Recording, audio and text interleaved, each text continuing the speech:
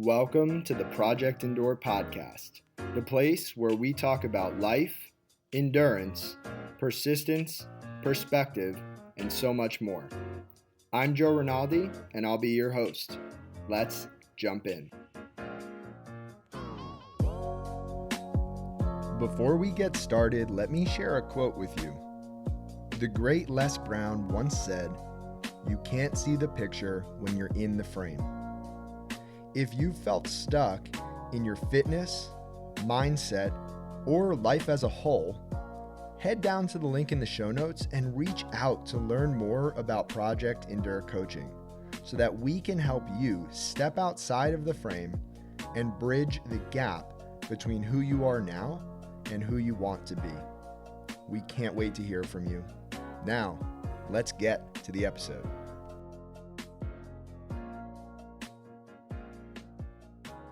Welcome back to the Project Endure podcast, episode 84. We have myself, Joe Rinaldi, and we have a very, very special guest down in Virginia, Collin Radack. Collin, how are you?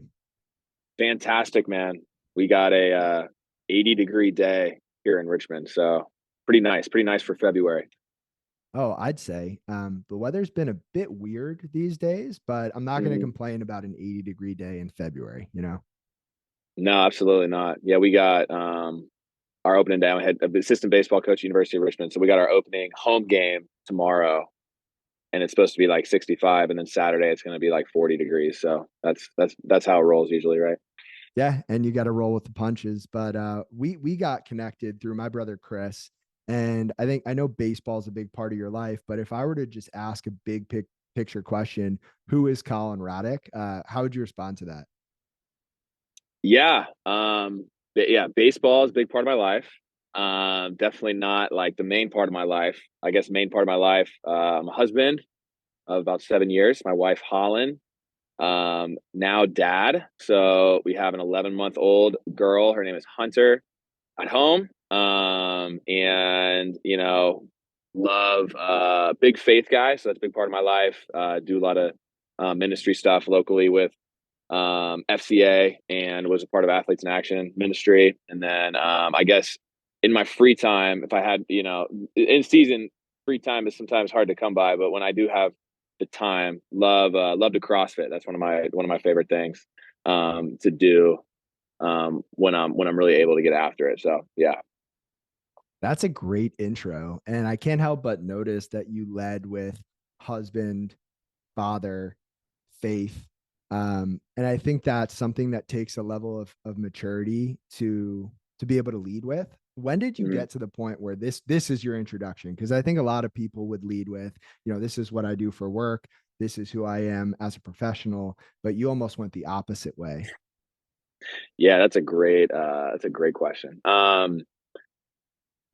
That's a big part of my story, is that shift of like, who am I? Like, what makes me, right? Like, what are things that I do, and what are things that like are foundational to who I am and who I want to be? And it's probably within the last like 4 or 5 years that I would say that I really understood my main identity, and that's first and foremost most my faith, and then my family. And then within that, like the work that I do, right, being a baseball coach and a business owner, is that, is it about the wins and the losses? Is that the most important thing? Is it about the bottom line, how much money you're making? Or is it the things that last? And that's the relationships and your family, and things like that. So yeah, I am, I always describe myself as a recovering performance addict. So having to work through that, and learn about myself through all those things, of learning how, hey, performance, through the good, through the bad, performance never actually gives you everything that you want in life, right? There's other things, there's more meaningful things. So I could talk about that for a long time, but that's the brief. It's a great question. That's the brief kind of answer to what you asked. Yeah, I think we should dig in there a little bit before we get to the meat and potatoes of the podcast, because I think it's something that's very relatable for a lot of people, myself included. And I think performance for the longest time on my end meant being productive. It meant output. It meant outcomes. It meant things that could be measured by the world. Yeah. Whereas now I think the things that are important to me in terms of performance are more, again, relationships, impact, those intangibles that you can't necessarily measure. And I'm Mhm. curious for you what performance looks like in your life if you had to define performance these days. Yeah, I think like you said, so like I would say like growing up, high school, college, early on in my professional career, success was the accolades, right? It was like the things I could achieve, the climbing of the ladder, right? Everyone's got that and whatever they're working towards. Um, that was it, right? Like whatever I got to do to get that, to climb the ladder, to get higher up, right? Um, where now I think like, I'm not that old, I'm 30, but I've experienced, fortunately, like I've been blessed with having some success in my life, right? Where I've been able to do some cool things and, maybe do, especially in the game of baseball, do some things that other people aren't able to do or want to do, but can't get there. And the thing I always learn is that the thing I always am reminded of is that it's never enough, right? Like it never, that craving, like that hole in your heart that if you feel like you're like, man, if I could just have this, I'll be happy and I'll be satisfied. You never actually get there, right? Because you just want more. You just want to go higher. You just want to go, and then with that, like the higher up you go, there's more pressure that comes with it. There's more expectation. And again, those are all like it's great to have success in the world, but like now I guess my measure of success would be I'm not perfect at this. Like I got to remind myself of this every day, but it's the impact I'm able to leave, the legacy I'm able to leave. First and foremost with my family, right? Like that's like the most important thing is what they think of me and the impact I can have on them and how I love them, time I spend with them. And then second, it would be my players, right? My relationships with friends and outside family and things like that. I'm constantly reminded, like those are the things that are the most. Those are the things that are most satisfying, right? It's not winning a bunch of games. It's not making it to the big leagues. It's not making a bunch of money.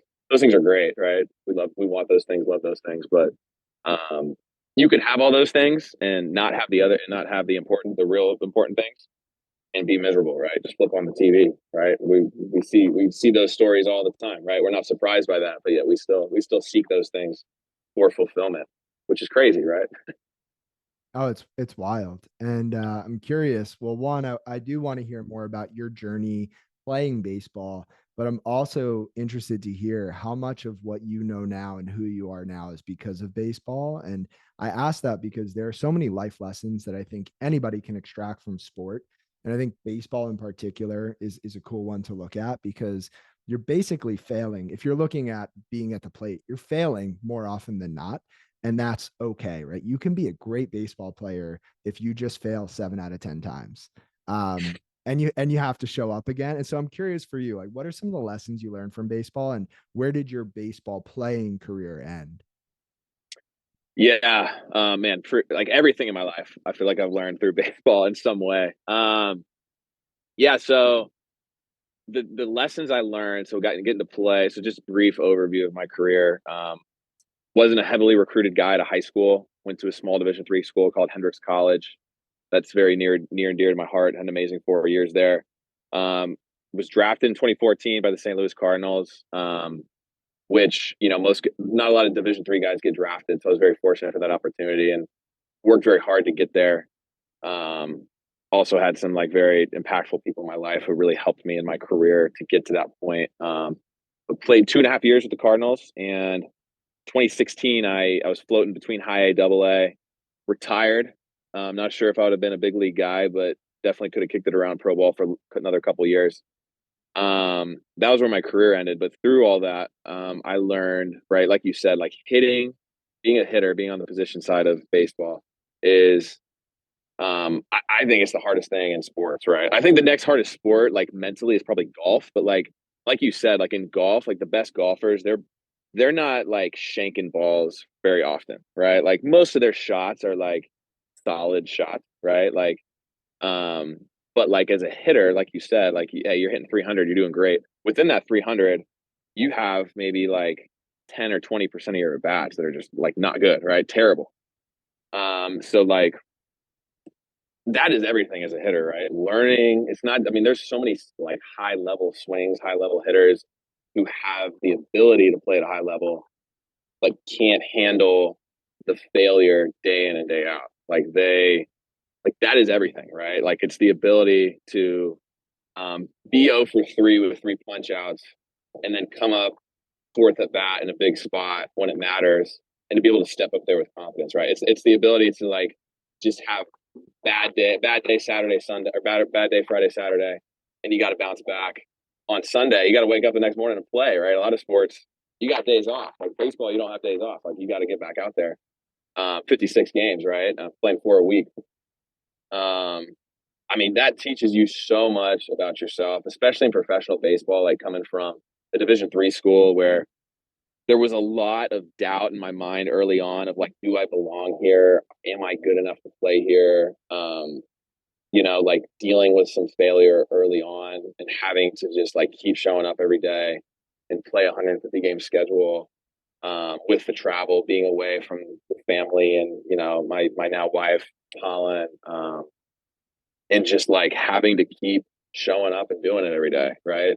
And not give in to those thoughts, be grateful for the success, learn from the failures. I mean, it's just like there's so much within baseball. It's such a grind that you just learn so much about yourself through those times, And I guess the overarching thing that I tell our guys from my experience is like when you're hitting some struggle, like what choice do you have, right? Like you just keep rolling, you keep going, right? And like at the end of the day, when you look at yourself in the mirror, like you're not like the things that'll make you happy about like what you did in your career won't be the accolades. It'll be that you just like, man, I did everything I could to be the most successful I could be, right? Whether you make it to the big leagues, whether you don't, whether you don't, you're a bench guy in college, you did everything you could and you handled the failure and struggle and the grind as best you could and pushed through it and had a good attitude and took responsibility. You can be happy about that. You can live with that, right? Yeah, about it, controlling your attitude, controlling your effort, and then the things outside of your control, letting those go to the best of your ability. No Again, doubt. not just a great baseball skill, but a great life skill. And so, if we were to transition now and look at your life as a whole and think about the hardest thing that you've ever had to handle in life, so a circumstance that you didn't get to choose, but you found yourself in. What is that hardest thing that you've ever had to handle? Yeah. I guess this one I slightly chose it, but in a way I didn't. Would be when I retired from the game, right? By far the hardest thing I'd gone through, right? It was yeah, I felt like I was playing well, but I felt my passions shifting. Like I was ready to kind of coach, I was ready to be done as a player. And I kind of knew I'm like, I got to the point where like my heart wasn't as in it as I wanted to. So I didn't really have that choice, right? Like my heart was aligning with other things. But like I always tell people, it's not like, if for most jobs, right, if you're just working wherever, like you quit, like if you don't like it, you want to do something else, you have another opportunity, you quit and you move on. It's that easy, right? Nobody really cares that much. But with what I was dealing with, I had so many people invested in my career that were like wanted to see me get to the big leagues. They're keeping up with me, and it wasn't that easy to just be like, I'm done, right? And it probably took me like 6 months to a year of like when I knew I wanted to retire before I actually pulled the trigger on it. And honestly, like pulling the trigger on it was probably the easy part. The year after that of dealing with again my own identity shift of like I'm no longer a baseball player, but then also like family and friends who knew me as Collin Radack, who hopefully is going to make it to the big leagues, dealing with that disappointment and having to kind of like face it and be like, hey, I had to make my own decision, right? For my family, for myself. Um, it was super challenging, man. It was super challenging. And the more I'm away from it, like the more, like the further along I get in life, the more I look back and reflect on that time, the more I'm like, man, that was a really hard time, right? But it's like that. I guess that's like a life lesson, right? Is like you sometimes we stay in things that we don't really want at the fear of what other people are going to think rather than just being like, I got to do what I think is right. You know what I mean? Sometimes you don't always think it's the right answer. Like you don't know if it's the right answer, right? Like I wasn't 100% sure this was the right thing to do, but I felt like it was, and I just had to face it, you know? But I struggled, man, at times. It was hard. It was hard, especially some of the relationships I had with other people and family and stuff like that. That wasn't that easy, you know? You know, it's interesting. You used the word retired from baseball, and it almost sounded like in that 6 months to a year before you retired from baseball, maybe at times it felt like you were quitting baseball. And I'm Yeah, no curious doubt. what the difference is in your mind between retiring and quitting, and what maybe got you over the edge to say, you know what, this might not be the popular decision. This might not be the decision that other people might expect me to make, but this is the decision that I really feel deep down that I need to make. Was there a moment where that happened, or was that just something that naturally came and you realized over time? Yeah, it's a great question. It was in the off my first off season, my wife was still in school at Hendrix, and I went back and I practiced with the team in the fall. Like it was a nice way for me to take some BP myself, and I loved being out there with the guys, and I loved imparting some of the wisdom I had learned, and I loved that kind of platform that I was on of like, hey, these guys looked up to me. They know that I'm doing and I have done what they're currently doing, and I'm in a position that they wanted to get to, and I loved like helping them and teaching them. That was the moment where I was like, this is what I want to do, right? Like I'm ready to do this. So once I experienced that moment, it was really hard to like keep doing, just keep playing, right? It was really hard because in the back of my mind, I always knew I was like, this isn't what I'm most passionate about, right? So it got to the point where like the motivate, when you're in the minor leagues, the motivation is like getting to the big leagues, right? Mhm. There was a moment where I was like, I don't really even want to care to get to the big leagues that much. Like that's not like the end destination my heart desires. Mm. Um, so like, you're like if you don't care to get to the big leagues, like playing minor league baseball is like the worst thing in the world, right? It's like Yeah. it's you don't get paid anything. It's hard on the road, right? It's like again, like you deal with those struggles when you're in the minor leagues because you're like, hey, I have a chance to get to the big leagues. So that's why for me it didn't feel like I was quitting. It felt like, and I actually had a coach within the Cardinals who's now he's now in the big leagues, but he told me his name is Donnie. He told me he was like, hey, it's not quitting when you're following, you know what I mean? I can't remember exactly how I said it, but when you're following like where your heart's desires are taking you, right? And that meant a lot to me because I felt like that was probably my biggest fears. I didn't want people to feel like I was quitting. Like I didn't want people to feel like I was just hanging it up, um, because like it was hard, you know. Like so, but again, I knew deep down that wasn't the case. But anyway, hopefully that answers that question.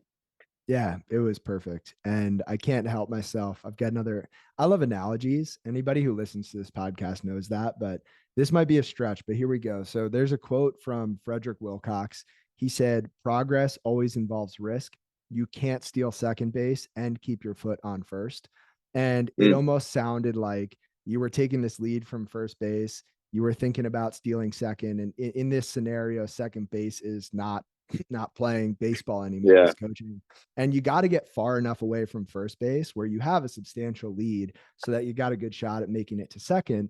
But once you get far enough from first base, now there's this risk that's involved. You might get picked off.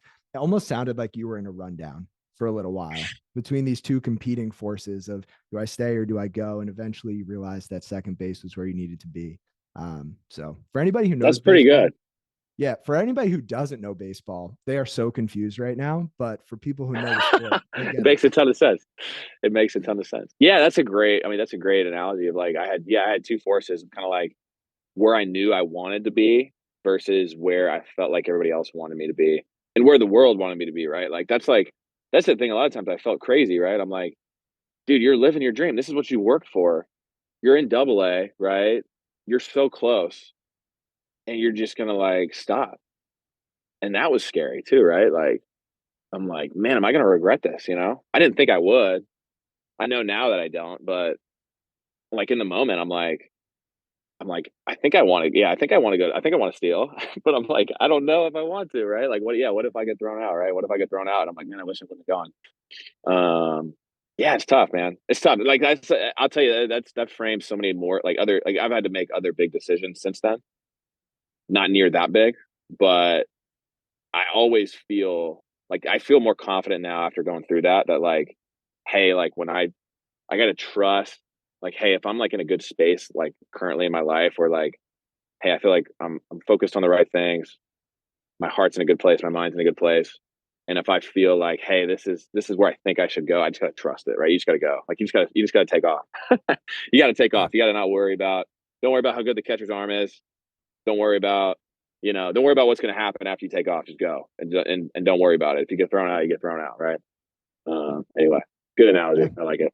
Yeah. And then you get thrown out, you get another at bat, 2 innings later, right? That's it. Um, That's it. so all right, so that's the hardest thing that you've ever had to handle. And again, you had some choice in that, and then part of it was a feeling. It wasn't a choice. If Mhm. we were to pivot and now say this next thing is entirely within your control, I want to ask, Yes. what's the hardest thing you've ever done on purpose? And then also, why did you do that thing? So I read over your questions yesterday, and I'm like, there's got to be a better answer to this. But this is what I always think about when I hear that, like a question similar to that. So, so I'm a cold plunge guy. So I have a makeshift chest freezer on my deck, and I try to go twice a week in that thing. And I've been doing it for like over a year now, pretty regularly. And I never want to do it. I hate doing it. I hate it. And but I do it because you feel great afterward. There's a lot of benefits to it, right? But I that's a hard thing. That's a tangible, like hard thing. I regularly do on purpose. And it's like a weird. I mean, this is like I know like this is what you're all about, so you'll love this. Like most people think it's crazy, right? But like it's like this weird thing of being able to do something you never want to do. It's always hard. It's never that bad, but just doing it regularly. There's something about that that helps me to do like other things, right? Um, Man, like I never like I always shower before I get in just because like I don't want the tub to be all nasty. And it's like it's such a mental battle to just even get in the shower to like say like I'm gonna get in the shower and then I'm gonna like jump in this cold water. And every time you get in, like right when you get in, it's like it's not that bad. Like it's okay, right? But dude, I'll fight with myself for like 30 minutes before I do it. And I'm like, I get in there for like 2 or 3 minutes. Like it's like nothing. I'm like, if I would just not think about it and go in, it'd be over by the time I'm done like trying to psych myself out. Um, so yeah, that's like it's not as deep as like the first question for my answer to the first question, but I don't know. It's something for me that like even tonight, man. I've already thought about it today. I'm like, I should plunge tonight. I'm like, I don't really want to, right? Like, I can skip it this time. It's like it's crazy. I'm like, you'd think after over a year of doing it, like it would be easy, right? It's not. It's so relatable, especially for me. I mean, I've been so recently, I actually did get a makeshift cold plunge in our backyard, and it's been awesome. But I've been taking cold showers almost every day for the past 6 years. And Nice. it all started when I heard this talk. And at the end of the talk, the speaker challenged the audience to take a cold shower. And it was under that premise, all right, do hard things, build resilience, keep your word, etc. And so I was all fired up. I was like, yes, I went downstairs right away, turned the shower to cold, stepped foot in and realized like, I don't want to do this. And so I stepped out and I turned it warm and I took a warm shower. And then later that evening, I just felt off and it was really hard to place what I was feeling, but I ended up landing on this is guilt. Like, yes, there's no reason I needed to take a cold shower, but that's the point, right? Like it's intentionally doing something hard. It's being purposeful with stepping into something that's uncomfortable, because that is the way to growth, right? The path to growth goes through resistance, it goes through struggle. There's no other way to get there. And so I went back, I Mm, took a cold shower and yeah, I've been hooked ever since. But you're right. It's that moment. And I talked about this on the previous episode of the flinch. It's that first exposure to something that's uncomfortable. We all have that flinch, no matter how many times we do it. And we have to make that choice every time to push through the flinch and actually continue on. And it's powerful. it's so powerful. And it's like it's crazy, man, that even the things we're so familiar with, like you do it every day, right? I go twice a week in my plunge. I've done it hundreds of times. Every time, right? I get in, I'm like, it's not that bad, and then I get out, I feel great. I feel like I feel a clarity, like it's very meditative. Um, every time I feel that way. Like there's never been a time where I'm like, oh man, that wasn't good. But still, it's so hard. Like it's crazy how hard even familiar things are, like that are hard. So you think about things that like aren't familiar that are hard are, of course, they're going to be hard, right? They're going to be that much harder. Um, but yeah, it's like it's a weird. I don't know. Like there's obviously a lot of like physical benefits to the cold water, but um, I don't know. I'm such a again. Your audience is probably going to love it, right? But like some people just think it's crazy. They're like, "Why? What's the point of doing that?" It's like it's hard to explain, right? It's hard to explain until you've experienced that like euphoria of man, I did something really hard. I conquered my mind, I conquered my thoughts, and it wasn't that bad. It was okay, right? Like it's not like I'm not dying. I'm still good. I'm better than I was before. Exactly. And I'm curious for you as a father how this resonates. But my wife and I got a puppy a few months ago, and he's the best. But Yeah. it's hard to do things for yourself sometimes, right? When there's no consequence for another living being, right? Cold Yeah. shower, cold plunge, it's you versus you. And I think in some ways it makes it a lot easier to talk yourself out of it, to make those excuses, because the only person you're letting down is yourself, which is a really sad excuse to make, but it is an excuse that most of us make quite often. When the puppy gets up at night, or he's crying, he has to go to the bathroom, or for you, your daughter's up at night, right? I'm sure there's not even a second thought. It might be, yeah, okay, I'm tired, it's hard to get up, but you're going to get up because she needs you. And I think it's a lot easier sometimes to actually do things for other people than it is for ourselves. What do you think? No doubt. No doubt. That's yeah, I mean, it's funny. So we have a dog too. We had, it was 4 years ago and he was a puppy. And I always like before we had Hunter, our kid, I always like would joke about like we got a dog, like it can't be that much harder having a kid, right? But I'll tell you what, like now that I've had the dog and the kid, the puppies are no joke, man. Like they are so much work. I'll tell you, like when Hunter was 3 months old, like she couldn't, like you couldn't turn your back on her. You can now. You turn her back on her for 5 seconds and she's like terrorized something. But when she was 3 months old, like she wasn't going anywhere. Like the puppy, it's like, oh my gosh, like this thing, like how does this thing cause so much chaos in a short amount of time, right? Mhm. Um, and like, dude, those feelings when you're up in the middle of the night and you're like, especially when you're like someone who is like, I'm sure most of your audience is, right, very in tune to your sleep, like wanting to sleep well, perform well, and now you're up at 2 o'clock and all that's out the window, right? Like you're like, I'm not getting my 8 hours of sleep. I know I'm gonna be like have a tough time getting back to sleep. Um, but it's like that reminder, like you said, it's that reminder of like we're not like building resiliency just to be like some jack dude who can like, run really fast and lift a lot of weight and look really good. It's like you're doing this in order to help people, right? You're doing this to be like to lead your family, handle hard things so you can lead your family well, right? Handle hard things so that like, hey, in your work profession, like you can still like work through that and have an impact on the world. Um, so yeah, I always have to remind myself of that, like something my wife and I talk about a lot when Hunter wakes up in the middle of the night. Lately, it's been like I think she's learning, or her body's learning sleep cycles for the first time. So when she wakes up out of a deep sleep for whatever reason, she panics, right? Like we know how to put ourselves back to sleep. An 11-month-old freaks out, like they probably don't know they're dreaming. They probably don't realize it's a dream, right?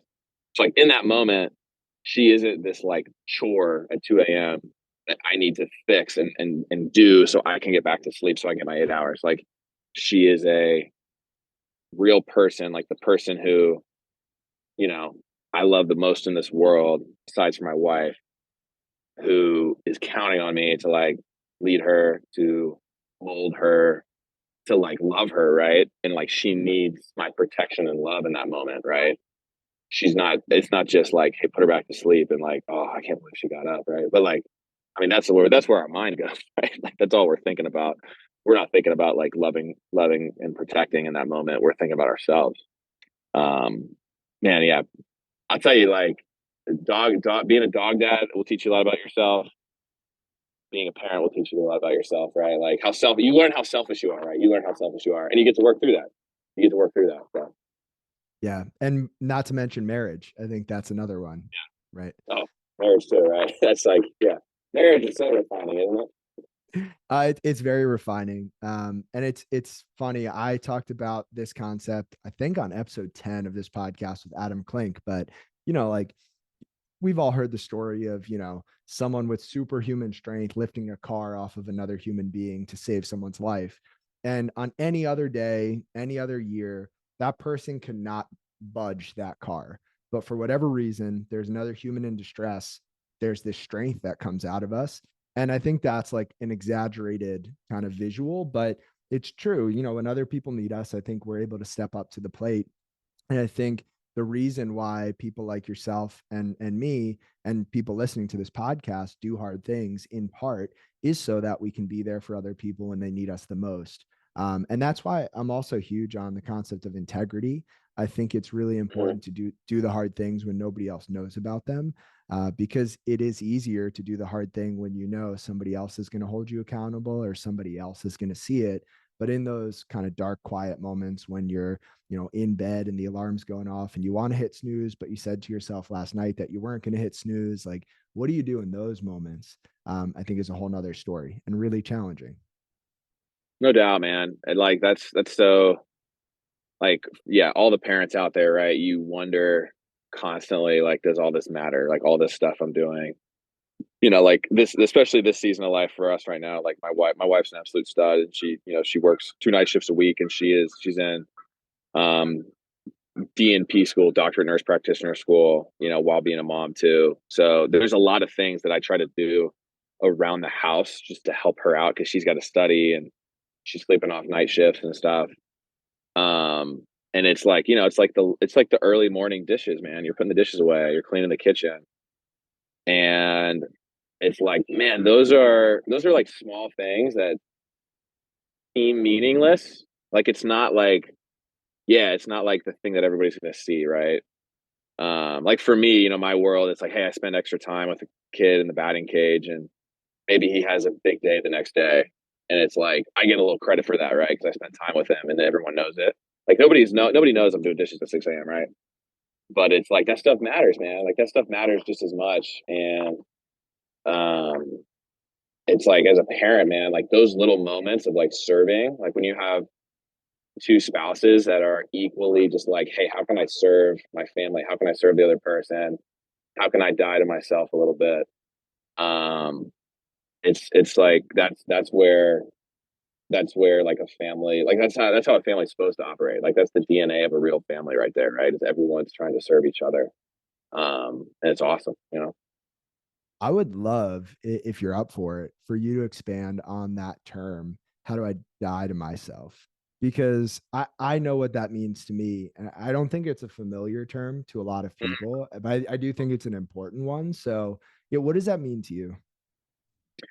Yeah, so for me, it's a faith term. So I know like some people this will really resonate with. Some people, some people I know aren't faith people, but I think the background of this is super powerful, right? Like it comes from in the Gospels, right? Mark, Matthew, Luke, John, where Jesus before he was crucified, right?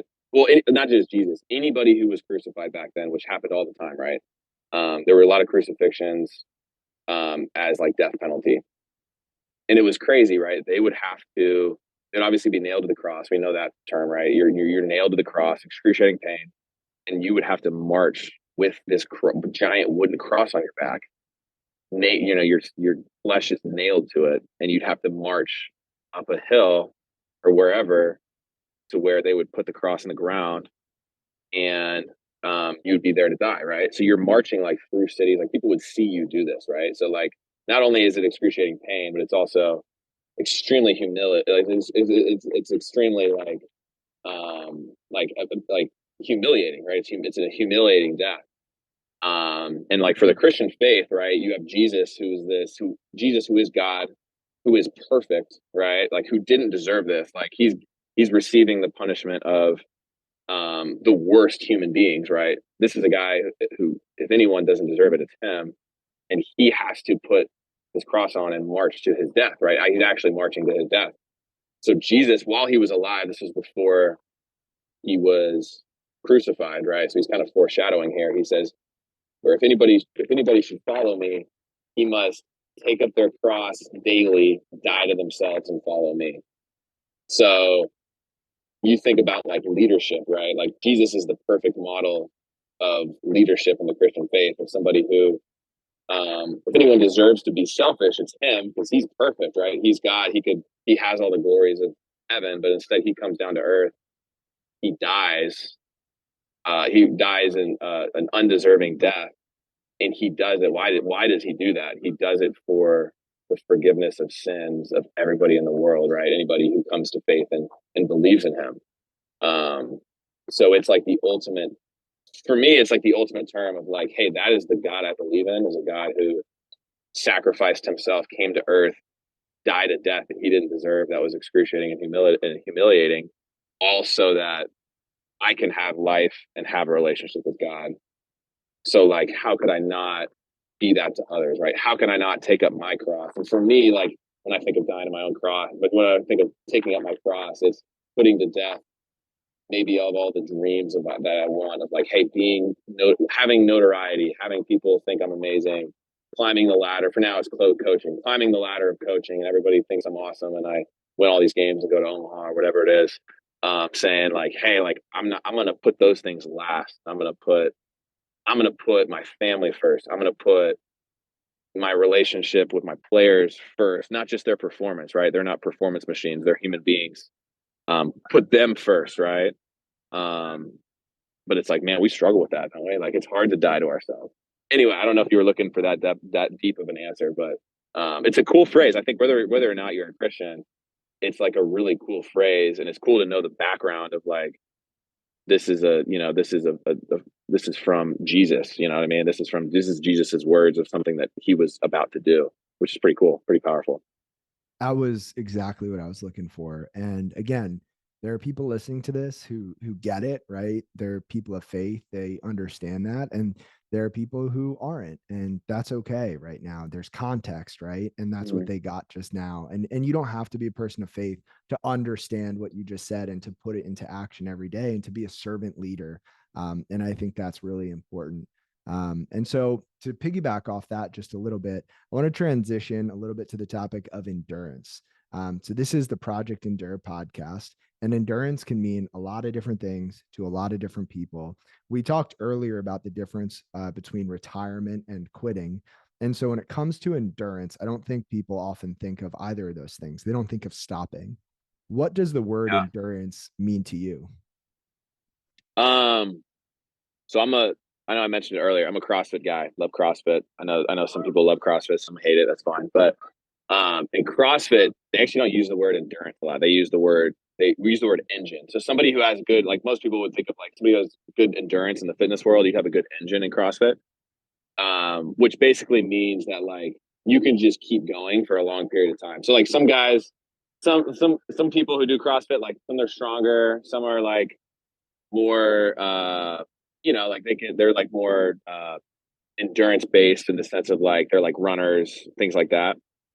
So like sometimes that's like your God given ability, is like how fast you are, how strong you are. You can work on those things obviously, but like somebody with a good engine is somebody who like, hey, they might not be the strongest or the fastest, but they're just able to keep going, right? When most people would have to stop, they can just like keep moving, even if it's not that fast, right? But they don't have to stop. Like they can just keep going. So I think about that with like life, like endurance. It's like, hey, we're gonna have times where we're like feeling good and we're like rolling, right? We're just flying through all the stuff, all the obstacles, whatever. But there's gonna be times where whatever reason, right? Maybe we're a little beat down for whatever reason, and that's okay. Sometimes that's out of our control, but like somebody with endurance, I think of somebody, they can just keep going. Like they can just keep moving, right? Like might not be pretty, might not be, might not be how they want to keep moving, but they're not going to stop. Like they're just going to keep going. And that like in CrossFit, that takes training, right? Like you gotta do some nasty intervals on the bike, for long periods of time, on the rower, running, whatever, on the ski erg. I think in life it takes a little bit of training too, right? Like you gotta find those things to like build that in yourself. Some are better than others at it, but we're all able to keep going. We're all capable. Sure, something you talk about a lot, right? We're all capable of a lot more than we think we are. We can handle a lot more than we think we can. Like it's crazy. Like going back to the cold plunge, like I think you can be in cold water for like 45 minutes before you have hyperthermia, right? You hop in there for 4 minutes and tell your mind that like you're like I'm about to die, and if I don't get out in a minute, I'm gonna die, right? But yeah. Anyway, good question. Endurance. Yeah, I love that answer. And I was going to ask, how do you build the engine? And I think you answered that. And, as someone who loves fitness and fitness has been a big part of my life, I understand it. And it made me think of this quote by Herman Melville, who said, "A man thinks that by mouthing hard words, he understands hard things." And what I want to kind of tie into this is that it's not just enough to talk about it. Yeah. Having this conversation is awesome. But you actually have to do the hard things to reap the reward, to understand it, to build the engine, to build endurance. And that's really what this podcast is all about. Is I hope people walk away from conversations like this and feel inspired, feel like they learned something, that they got some value, and then also that they want to better understand hard things by actually doing them, because it's not just enough to talk about them. And I'm curious for you, through baseball and through coaching, right? How do you pull out the best from people, and how do you encourage your players to do those hard things and step into discomfort? Because I'd imagine someone like yourself wants to develop people, not just players.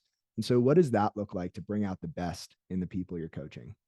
Yeah, it's a very good question. Very applicable right now. So we're call it for if you're a college baseball fan, college baseball season started Friday. So we opened up at Alabama for 3 games, who number 20 in the country. I think they'll probably be higher than that here soon. They're really good. But we got our teeth kicked in. They played really well. We played not great, okay, and they were just they were really good, right? We're a mid-major team, they're a Power 5 team, and yeah, we just kind of got beat down. Long travel, bounce back Tuesday, road game in William and Mary, which is about an hour down the road. We got beat, so we're 0-4 right now. We're sitting 0-4, and you can feel it, right? You can feel it with the players. Fortunately, I think we have a coaching staff that handles that stuff really well, but you feel it with the players, right? Like guys are not. It's not how we thought we were going to start. You see guys who were ready to be batting 500 through 4 games, and they're batting like a $120. There's guys who maybe had that expectation of like, I thought I was going to play more than I am, and I'm not, and we're losing. So there's a lot of that, right? And we were actually, one of our assistant coaches and I were talking about this earlier. I don't know if there's a way that you can prepare for that. How do you prepare for 4 games in a row on the road, like the road trip, the grind of the road trip, getting beat, not being where you want to be, and then you got to come out to practice the next day. So like to answer your question of how do you like build that in people, I think a lot of things, like you said, you can talk about it. Like we talk about it all the time, right? Like being able to handle these moments, but until you're in them, you can't really you can't learn until you're in them, right? So that's the thing that I always try to give them perspective. Like we're a good team. Like we're going to win a lot of games. There's no doubt in my mind. So I don't know. I've been around the game long enough. I'm not worried. I know they are, because they don't have as much experience. But yeah, you got to learn in those moments. So I think it's just in those moments as leaders, right? It's giving them long term perspective. It's encouraging them of like, hey, what are your choices, right? Like you can pull back, you can be passive, you can panic and do too much. Like I'm probably in that camp, right? Where you're struggling hitting, so I'm gonna go hit for an hour in the cage till my hands bleed, right? That's not helpful. It's coming back to all the stuff you've trained for, right? Like all the reps you put in for the last 8 months to prepare for this season. Trusting in that, trusting your process, trusting that like, hey, I don't need to bail on everything that I've thought was true, right? Like I can still stick to these things and trust them. And I think it's encouraging them in that, and also encouraging them that like so many people before you have gone through this, right? This is the mark of a baseball player, is who can handle this stuff the best. Who can 56 games in a college baseball season. All that matters is who's playing the best baseball in May, right? May is a long ways from now. So like we're working towards this best version of our team, of ourselves.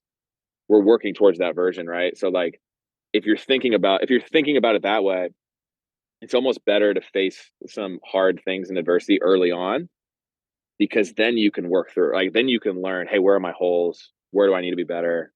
Um, and just challenge yourself that way. Hey, it's not about winning games. It's about us getting better every game, right? Trusting that if we do that and we play good baseball, we're going to win games over the long haul. In the short run, we might be 0-4.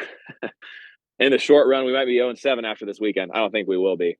But if we just keep getting better and keep sticking to like, hey, how can we just keep, you know, keep pressing, keep going, getting to this best version of ourselves, and trusting that over the long haul, we're going to win a lot of games. And individually, guys are going to be where they want to be at the end, right? The lineup's going to work out how it's supposed to work out, right? There's going to be guys that aren't playing right now who are starters at the end of the year. It happens every time. Any baseball people know that's how it always happens. So like you can't live with yourself if that opportunity comes for you and you look back and you're like, man, I was just pissed off. I wasn't playing and I didn't work hard enough to prepare for that moment, and I wasn't ready mentally because I was just in a bad space, right? Yeah, that's the stuff we talk about. And that's the stuff that I love, man, because that's those are refining times for guys that they'll take with them the rest of their lives. Most of these guys won't play professional baseball. You know, they'll be done playing in 1, 2, or 3 years. So like how are these moments remembered? How is their legacy built? It's not from the wins and the losses. That would be cool, right? To like win a lot of games and do a lot of cool things, but like, you know, hopefully they're better leaders, husbands, fathers, because of things they learned in times like this when they're 0-4 or they're not playing or they're not playing very well. You know what I mean? It's easy when you're playing well, man. Baseball is awesome when everyone's hot and you're winning games. Like it's easy to show up on those days. The other days is like the other days make up who you are. You know. Forget the pep talk next week. Just send out this podcast. Um, Right. that's good. Nah, it's Yeah. good stuff, man. Tough times are a great teacher. There's a Walt Disney quote where he said, "All the adversity I've had in my life, all my troubles and obstacles have strengthened me. You may not realize it when it happens, but a kick in the teeth may be the best thing in the world for you." And Mm, it sounds like you guys, right, like you said, got kicked in the teeth, and that's where you are right now. And there's a lot to learn and a lot to gain from this season of life and season part of the season. mm-hmm. Now, if I were to direct you more toward our podcast audience, because I think right there, right, while very applicable from baseball to life, a lot of the people listening to this podcast have either never played baseball or are not playing baseball right now, but there are people going through tough times, and the message might be the exact same. But if somebody's listening to this really struggling, just not sure where to go or what to do next, and you get a chance to speak right to them, what would you say? Yeah. I'd say like you got to find like what's gonna keep you going, right? What's gonna motivate you? It's gonna be something that's like solid in your life, something that can't be taken away. So like where where are you putting your hope in, right? Like where's your long term hope? So like again for me, like that's my faith. So like one of my favorite verses is in First Peter where it says, "Man's glory is like grass." Or sorry, all men are like grass, and their glory is like a flower in the field. The grass withers and the flower fades, but the word of the Lord remains forever. So like for me, I know like, hey, all these things, like the thing that motivates me, especially like fortunately, baseball is the hardest thing in my life right now.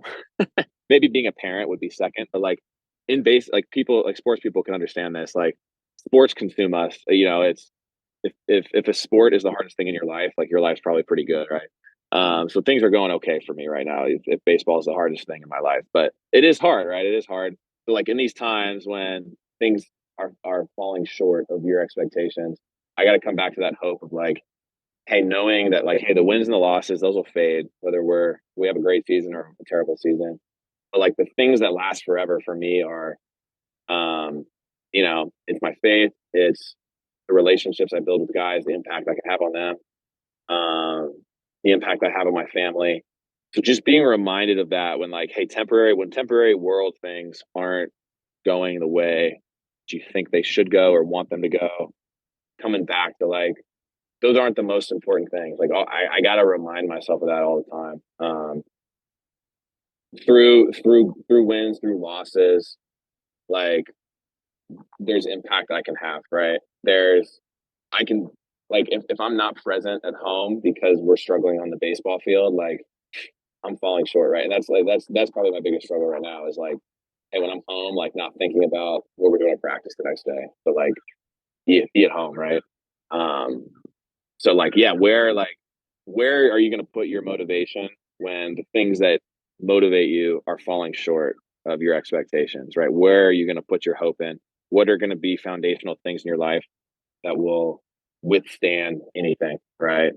Like success is it can be taken away like that, right? Like if you put your hope in money, it can be gone in 2 seconds, right? If you put your hope in your career, it can be taken away from you, right? What are things that aren't ever going to be taken away from you, right? And for me, that's um, relationship with God, relationship with others. Um, I've got nothing to add there. I think that's beautiful, and hopefully people can answer that for themselves and think on that question. What can I build? What can I build my life on that's not going to ever fade away? And Mm. if you sit with that long enough and you come to a conclusion, it's really powerful. And so, Collin, I want to wrap this up with a way for people to connect with you, to follow along with what you're doing, whether it's through the baseball stuff or otherwise. But if somebody really just wants to learn more about you, liked what you had to say, wants to follow along, where should they do that? It's a good question. Normally, I would say like Twitter, but I can't handle Twitter, so I'm not on it that much. I'm addicted to social media and my phone, so I try to build some things to where I'm not on it all the time. I guess Twitter. I would say email me if you want to like, hey, like if you want to connect and like talk. Like I love to talk. I love carving out time to talk to people. So email me. My email's on the Richmond baseball website. Not hard to find at all. So yeah, richmondspiders.com. Go to baseball coaching staff. My email's right there. So yeah, like love connecting with people. That's the best way, get phone numbers and stuff through that. But I don't know, maybe in the future I'll be more active on Twitter, but at Collin Radack on Twitter. Um, don't do Instagram and stuff like that. But I love Twitter's great. Twitter's great. I'm just like I'm addicted to scrolling. So it's not a Twitter problem, it's a me problem. I think we all have that problem. And you are the first guest in 84 episodes who gave a Twitter handle. So that's something special right there. That's a first on this podcast. I love it. Really? What do most people say? Do they give like emails and stuff? Instagram is probably the most common, but Gotcha. it could also be that it's just kind of the circle that I've built around me is very much through Instagram. And I think that's really how a lot of people find the brand, the podcast, the message, etc. So but anyway, I'll link Twitter down below. People can find your email, University of Richmond site through the baseball page. And Collin, I just appreciate you. I appreciate you sharing your time and your story and the messages that you shared with us. So thank you. Yeah, I enjoyed it, Joe. Thank you so much, man. If you enjoyed this episode of the Project Indoor podcast, go ahead and subscribe, leave a review on your platform of choice, and share this episode with a friend. It helps us get more conversations like this out to more people like you. We appreciate you, and we'll talk to you next time. And one more thing. If you're looking for a community of people all striving to be better together, check out the Project Indoor Hard Things Club. The link is in the description below. We'd love to have you.